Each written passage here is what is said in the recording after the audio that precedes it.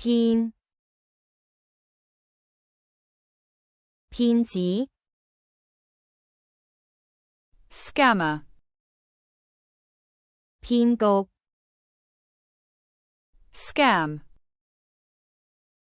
這個騙子編織了一個很完美的騙局，連警察也被他騙了。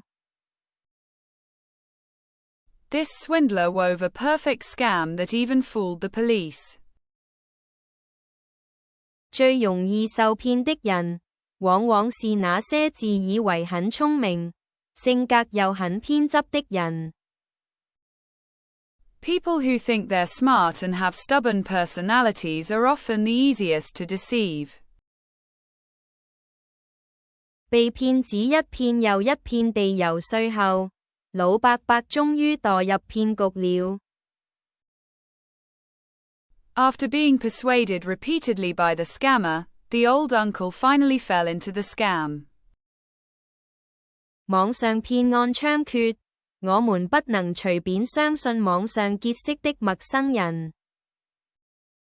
Online scams are rampant, so we shouldn't casually trust strangers we meet online.